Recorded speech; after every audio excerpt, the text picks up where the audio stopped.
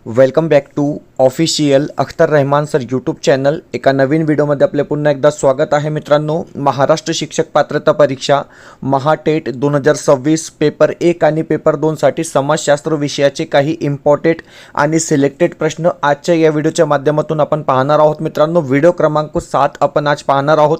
यापूर्वी already 6 video आपण आपल्या प्लेलिस्टमध्ये अपलोड केलेले आहेत, ते सुद्धा तुम्ही पाहू शकतात मित्रांनो. कारण जशा प्रकारचे प्रश्न परिसर अभ्यास किंवा समाजशास्त्र पेपर 2 मध्ये विचारले जातात मित्रांनो, टोटली अनालायसिस करून आपण प्रत्येक व्हिडिओमध्ये हे प्रश्न ॲड करत आहोत. तर या ठिकाणी जे प्रश्न असणार आहे म्हणजे सिलेक्टेड आणि इम्पॉर्टंट प्रश्न आपण पाहणार आहोत मित्रांनो. महाराष्ट्र शिक्षक पात्रता परीक्षा महाटेट 2026 साठी लवकरच तुम्हाला नोटिफिकेशन या ठिकाणी पाहायला मिळणार आहे. तर चला व्हिडिओ सुरू करूया. व्हिडिओ सुरू करण्या अगोदर आपण जर आमच्या चॅनलवर नवीन असाल तर चॅनलला सबस्क्राईब करा. साईडचे जे बेल नोटिफिकेशन आहे त्याला देखील ऑन करा, जेणेकरून आपल्याला अशाच प्रकारचे व्हिडिओ वेळेवर पाहायला मिळेल. डिस्क्रिप्शनमध्ये आमच्या टेलिग्राम आणि व्हॉट्सअप चॅनलची लिंकसुद्धा दिलेली आहे, तिथे जाऊन आपण आमच्या टेलिग्राम आणि व्हॉट्सअप चॅनलला सुद्धा जॉईन करू शकतात. आणि जर तुम्हाला आमच्या चॅनलची मेंबरशिप हवी असेल तर फक्त जॉईन बटनला जॉईन करून आपण ही मेंबरशिप घेऊ शकतात मित्रांनो. जवळपास तुम्हाला महाराष्ट्र शिक्षक पात्रता परीक्षा महाटेट 2026 साठी या ठिकाणी तुम्हाला 250 व्हिडिओ फ्रीमध्ये पाहायला मिळणार आहे मित्रांनो. तर आताच जॉईन बटनला जॉईन करून आपण आमच्या चॅनलची मेंबरशिप घेऊन घ्या. व्हिडिओला प्लीज लाईक करा आणि चॅनलवर नवीन असाल तर चॅनलला सबस्क्राईब करा. पाहूया प्रश्न क्रमांक 1. आता हे बघा मित्रांनो, जशा प्रकारचे प्रश्न परीक्षेमध्ये विचारले जात आहे म्हणजे टोटली सिलेबसचा अभ्यास करून टोटली अनालायसिस करून प्रत्येक प्रश्न आपण या ठिकाणी ॲड केलेला आहे.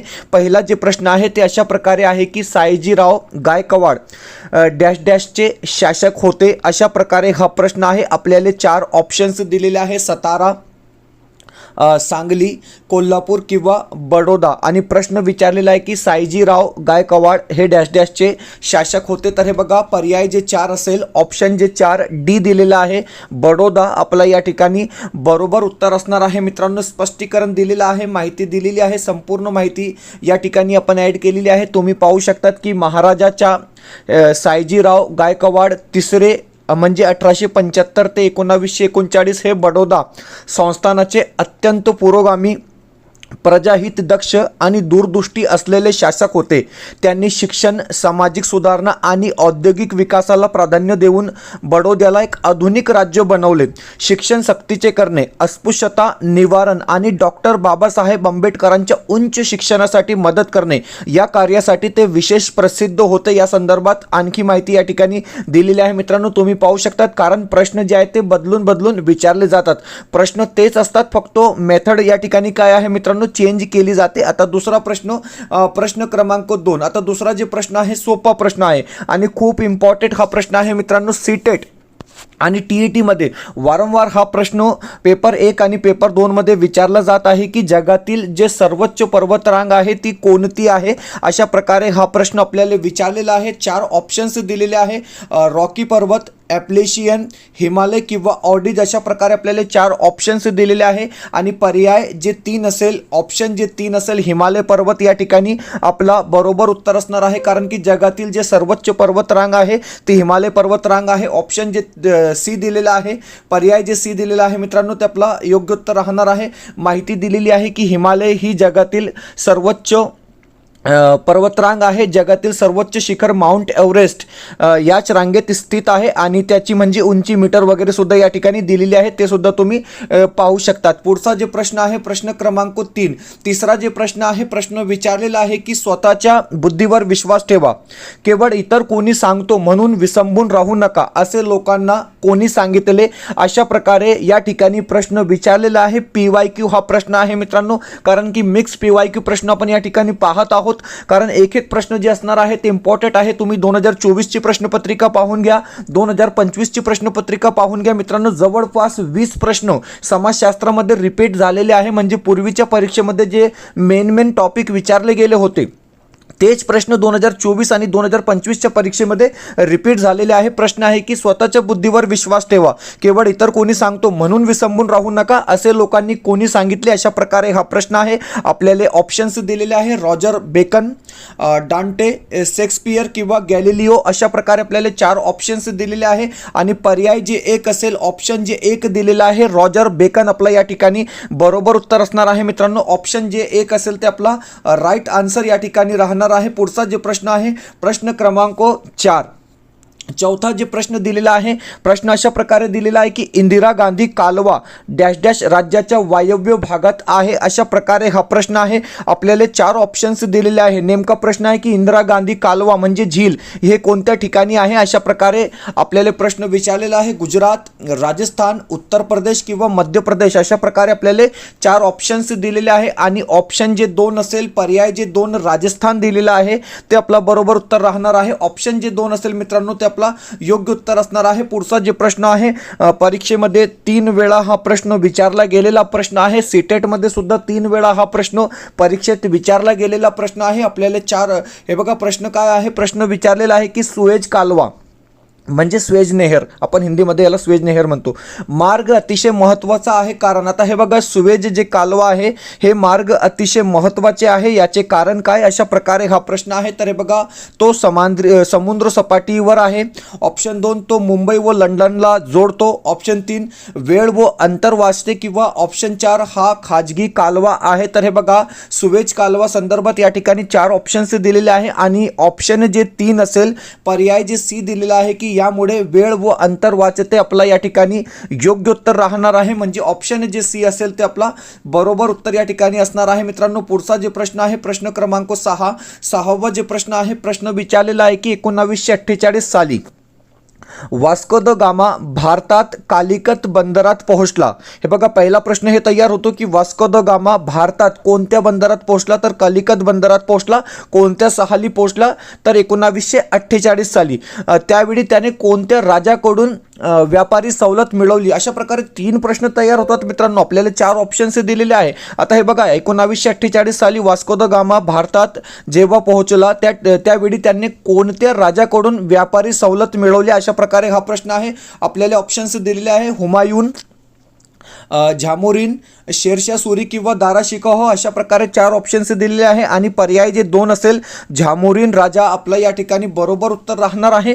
म्हणजे ऑप्शन जे 2 असेल मित्रांनो ते आपलं योग्य उत्तर या ठिकाणी असणार आहे. पुढचा जे प्रश्न आहे प्रश्न क्रमांक 7. 7वा जे प्रश्न आहे आणि इम्पॉर्टंट प्रश्न आहे, परीक्षेमध्ये विचारला गेलेला प्रश्न आहे. प्रश्न जशा प्रकारे दिलेला आहे की आधुनिक भारताचे जनक असे कोणास म्हटले जाते. तर हे बघा मित्रांनो आधुनिक भारताचे जनक कोण, डायरेक्ट इनडायरेक्ट अशा प्रकारे हा प्रश्न या ठिकाणी विचारलेला आहे. आपल्याला टीएटी मध्ये म्हणजे 1 लाइनर प्रश्न विचारले जातात. सीटेट मध्ये तुम्ही पाहिलं असेल की खूप मोठे मोठे प्रश्न असतात मित्रांनो आणि 100 पेजेसची सीटेटची प्रश्नपत्रिका असते, परंतु टीएटी मध्ये तुम्हाला फक्त 25 पेजेसची प्रश्नपत्रिका दिली जाते आणि म्हणजे बॅक टू बॅक प्रश्न असतात. 2-2 प्रश्नपत्रिका तुम्हाला या ठिकाणी दिली जात नाही. आधुनिक भारताचे जनक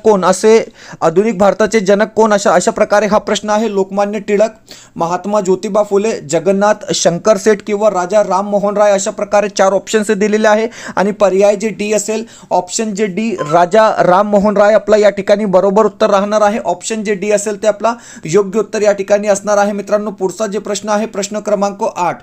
8वा जे प्रश्न आहे प्रश्न विचारलेला आहे की लंडन येथे इंडिया हाऊसची स्थापना कोणी केली. तर हे बघा कधी कधी प्रश्न असा विचारला जातो की इंडिया हाऊसची स्थापना कोणत्या ठिकाणी करण्यात आली, लंडन या ठिकाणी करण्यात आली. आणि या ठिकाणी प्रश्न काय आहे, लंडन येथे इंडिया हाऊसची स्थापना कोणी केली अशा प्रकारे हा प्रश्न आहे. किंवा इंडिया हाऊसची स्थापना कोणी केली अशा प्रकारे सुद्धा हा प्रश्न विचारला जाऊ शकतो. आपल्याला 4 ऑप्शन्स दिलेले आहे, सावरकर, श्यामजी कृष्ण वर्मा, सुभाषचंद्र बोस किंवा यापैकी नाही. अशा प्रकारे 4 ऑप्शन्स दिलेले आहे. तर हे बघा लंडन येथे इंडिया हाऊसची स्थापना श्यामजी कृष्ण वर्मा यांनी केली आहे. म्हणजे ऑप्शन जे 2 असेल, पर्याय जे 2 दिलेला आहे ते आपला योग्य उत्तर असणार आहे मित्रांनो. टोटली सिलेबस आपण या ठिकाणी पूर्ण करणार आहोत. म्हणजे 5वी ते 12वी मध्ये जे प्रश्न तयार होत आहे ते संपूर्ण प्रश्न म्हणजे जवळपास 60 व्हिडिओ आपण या ठिकाणी समाजशास्त्र परिसर अभ्यास मिळून जवळपास 120 व्हिडिओ आपण या ठिकाणी पूर्ण करणार आहोत मित्रांनो.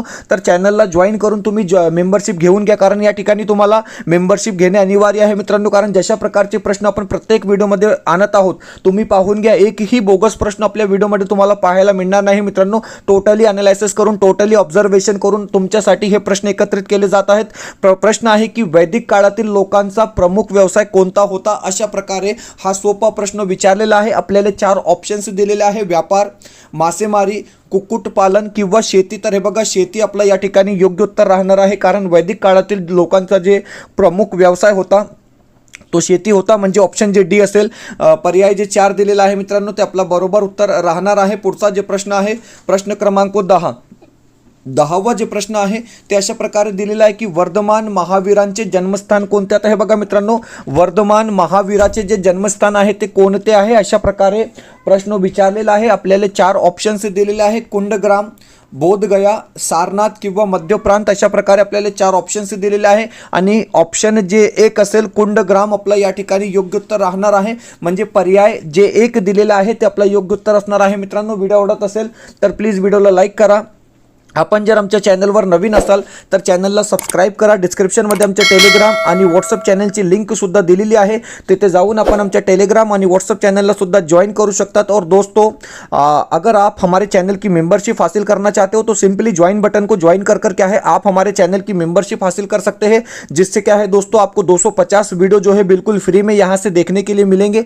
तो अभी ज्वाइन बटन को ज्वाइन कर क्या है आप हमारे चैनल की मेंबरशिप हासिल कर सकते हैं, जिसमें आपको हिंदी, मराठी, बाल मानस शास्त्र व अध्यापन शास्त्र पेपर 1 और पेपर 2 के लिए परिसर अभ्यास, समाजशास्त्र, ये टोटली वीडियो जो है दोस्तों फ्री में देखने के लिए मिलेंगे. और एक सजेशन आपको यहां पर देंगे दोस्तों कि नोटिफिकेशन जल्द ही आने वाला है, और नोटिफिकेशन आने के बाद यहाँ पर आपने अपने जो लैंग्वेजेस है दोस्तों वो ध्यान से सिलेक्ट करना है. अगर आप फर्स्ट लैंग्वेज हिंदी लेते हैं, सेकंड लैंग्वेज मराठी लेते हैं, पेपर 1 हो या पेपर 2 हो दोस्तों, तो आपको किसी प्रकार की कोई दिक्कत जो है परीक्षा में नहीं आएंगी. बाकी का जितना भी पेपर होता है वो मराठी मीडियम में ही होता है, ये बात को आप समझेंगे दोस्तों. तो लैंग्वेज जब सिलेक्ट करेंगे तो ध्यान से करना है दोस्तों, क्योंकि 22% पेपर 2 हिंदी मराठी का रिजल्ट रहा है, 17% पेपर 1 2025 की परीक्षा में दोस्तों हिंदी और मराठी का रिजल्ट रहा है. तो ये बात आप समझेंगे दोस्तों. अपनी जो दोनों लैंग्वेज है आपने हिंदी और मराठी रखनी है. परीक्षा में आपको किसी प्रकार की कोई कठिनाई नहीं आएंगी दोस्तों, इस बात की हम आपसे प्रॉमिस करते हैं. वीडियो को प्लीज लाइक कर लेंगे, चैनल पे नए हो तो चैनल को सब्सक्राइब कर लेंगे दोस्तों, और ज्वाइन बटन को ज्वाइन कर क्या है आप हमारे चैनल की मेंबरशिप हासिल कर लेंगे. पाहूया पुढचा प्रश्न, प्रश्न क्रमांक 11.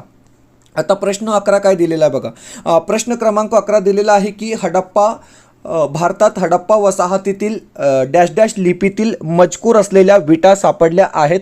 अशा प्रकारे हा प्रश्न आहे. 4 ऑप्शन्स दिलेले आहेत: असिरियन, बॅबिलोनियन, मेसोपोटेमियन किंवा सुमेरियन. अशा प्रकारे 4 ऑप्शन्स दिलेले आहे.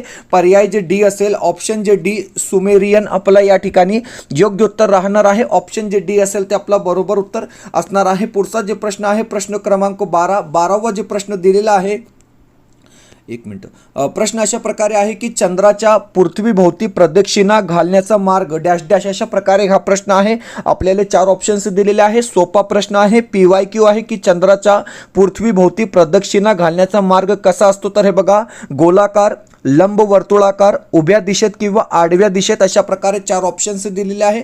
आणि पर्याय जे 2 असेल, ऑप्शन जे 2 दिलेला आहे ते आपला बरोबर उत्तर असणार आहे. लंब वर्तुळाकार आपला या ठिकाणी योग्य उत्तर राहणार आहे मित्रांनो. पुढचा प्रश्न, हा प्रश्न सुद्धा परीक्षेत 3 वेळा विचारला गेलेला प्रश्न आहे, पेपर 1 आणि पेपर 2 मध्ये. प्रश्न काय आहे, प्रश्न विचारलेला आहे की केवळ पावसाच्या पाण्यावर केल्या जाणाऱ्या शेतीला डॅश डॅश शेती असे म्हणतात. आता हे बघा मित्रांनो, केवळ पावसाच्या पाण्यावर जी शेती निर्भर असते किंवा केवळ पावसाच्या पाण्यावर केल्या जाणाऱ्या शेतीला आपण डॅश डॅश शेती असे म्हणतात. अशा प्रकारे हा प्रश्न आहे. आपल्याला 4 ऑप्शन्स दिलेले आहे. तर हे बघा, बागायती शेती, जिरायती शेती, सखोल शेती किंवा व्यापारी शेती. 4 ऑप्शन्स दिलेले आहे. आणि जिरायती शेती आपला या ठिकाणी योग्य उत्तर राहणार आहे. ऑप्शन जे 2 असेल ते आपला बरोबर उत्तर असणार आहे मित्रांनो. हा प्रश्न मोस्ट इम्पॉर्टंट प्रश्न आहे, कारण कित्येक वेळा सीटेट आणि TET मध्ये हा प्रश्न विचारला गेलेला प्रश्न आहे. प्रश्न क्रमांक 14 दिलेला आहे की आफ्रिकेतील सर्वोच्च शिखर. हा प्रश्न पाठ करून ठेवा मित्रांनो, कारण हा प्रश्न म्हणजे फुजियामा, माउंट किलिमांजारो. हे प्रश्न जे आहे ते वारंवार परीक्षेमध्ये विचारले जात आहे.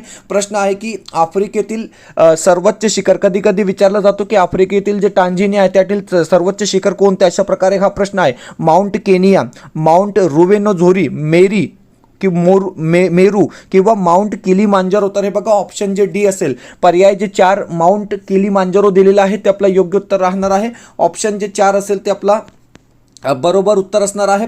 15वा प्रश्न दिलेला आहे की क्षेत्रफळाच्या दृष्टीने महाराष्ट्रातील सर्वात मोठा जिल्हा कोणता, अशा प्रकारे हा प्रश्न आहे. विविध स्पर्धा परीक्षेमध्ये हा प्रश्न वारंवार विचारला जात आहे की महाराष्ट्रातील क्षेत्रफळाच्या दृष्टीने सर्वात मोठा जिल्हा कोणता. तर हे बघा अहमदनगर आपलं या ठिकाणी योग्य उत्तर राहणार आहे. पर्याय जे 4 दिलेला आहे, ऑप्शन जे 4 दिलेला आहे मित्रांनो ते आपला बरोबर उत्तर असणार आहे. ऑप्शन जे 4 असेल ते आपला राईट आन्सर असणार आहे. मित्रांनो तुम्ही पाहू शकतात की महाराष्ट्र शिक्षक पात्रता परीक्षा महाटेट 2026 साठी आपले जे अपडेट नोट्स आहे मित्रांनो, बरेचशा विद्यार्थ्यांनी हे नोट्स परचेस केलेले आहे. छान फीडबॅक तुमच्याकडून मिळत आहे मित्रांनो. म्हणजे 3 सब्जेक्ट आपण पेपर 1 आणि पेपर 2 साठी या ठिकाणी एकत्रित केलेले आहे. मराठी, हिंदी आणि बालमानसशास्त्र आणि एक कॉम्बो पॅक आपण मित्रांनो या ठिकाणी तयार केलेला आहे. म्हणजे जवळपास तुम्हाला 399 मध्ये हे तिन्ही विषयाचे नोट्स म्हणजे 90 मार्काचे नोट्स तुम्हाला या ठिकाणी फक्त 399 मध्ये दिले जाणार आहे मित्रांनो. आणि 90 पैकी कमीत कमी 70 मार्क आपल्याला या ठिकाणी मिळाले पाहिजे. आपला टार्गेट आहे. स्क्रीनमध्ये एक व्हॉट्सअप नंबर दिलेला आहे, या नंबरवर सिंपली हाय करा, तुम्हाला एक स्कॅनर दिला जाईल, त्यावर पेमेंट करून फक्त स्क्रीनशॉट पाठवा, म्हणजे लगेच आपल्याला हे नोट्स या ठिकाणी मिळणार आहे मित्रांनो. और दोस्तों अगर आप हिंदी की नोट्स सिर्फ चाहते हो, सिर्फ मराठी के चाहते हो या सिर्फ बाल मानसशास्त्र के चाहते हो, तो आप पर्सनली भी जो है नोट्स को यहाँ से परचेस कर सकते हो. दोस्तों मैं आपको बता रहा हूँ बेस्ट क्वालिटी नोट्स है दोस्तों, एक भी क्वेश्चन जो है परीक्षा में इसके बाहर नहीं जाएगा, इस बात की हम आपको गारंटी देते हैं दोस्तों. और जिस प्रकार से हमारा रिजल्ट रहा है 2024 की परीक्षा में, 2025 की परीक्षा में उत्कृष्ट रिजल्ट रहा है दोस्तों. तो अभी व्हाट्सअप नंबर आपको स्क्रीन पर दिखाई दे रहा है, इस नंबर पे कांटेक्ट कर क्या है आप इस नोट्स को परचेस कर सकते हैं. व्हिडिओला प्लीज लाईक करा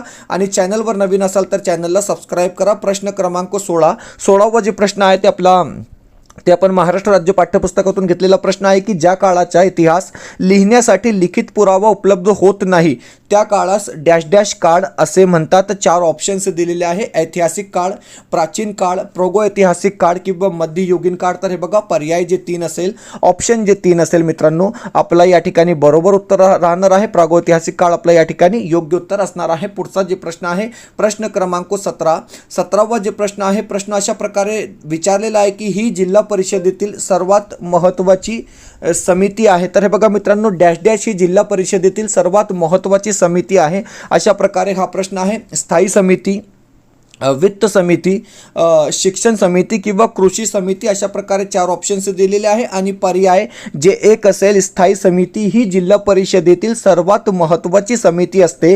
म्हणजे ऑप्शन जे 1 असेल, पर्याय जे 1 दिलेला आहे ते आपला योग्य उत्तर राहणार आहे. ऑप्शन जे 1 असेल ते आपला बरोबर उत्तर असणार आहे मित्रांनो. प्रश्न क्रमांक 18 दिलेला आहे की महाराष्ट्रातील सर्वात लांब नदी कोणती. आता हे बघा मित्रांनो जशा प्रकारे गंगा नदी भारतातील सर्वात लांब नदी आहे, तशाच प्रकारे हा प्रश्न या ठिकाणी महाराष्ट्र संदर्भात विचारला गेलेला प्रश्न आहे की सर महाराष्ट्रातील जे सर्वात लांब नदी आहे ती कोणती आहे. आपल्याला ऑप्शन्स दिलेले आहे गोदावरी, तापी, चंद्रभागा किंवा इंद्रायणी, अशा प्रकारे 4 ऑप्शन्स दिलेले आहे. आणि महाराष्ट्रातील जी सर्वात लांब नदी असणार आहे ती गोदावरी असणार आहे. म्हणजे ऑप्शन जे 1 असेल, पर्याय जे 1 दिलेला आहे ते आपला बरोबर उत्तर राहणार आहे मित्रांनो. आता पुढचा जे प्रश्न आहे हा प्रश्न सुद्धा मोस्ट इम्पॉर्टंट प्रश्न आपण ॲड केलेला आहे मित्रांनो. प्रश्न तुम्ही पाहू शकतात की डॅश डॅश नदीने सुंदरबन नावाच्या जगातील सर्वात मोठा त्रिभुज प्रदेश पश्चिम बंगाल व बांगलादेशात तयार केला आहे. तर हे बघा मित्रांनो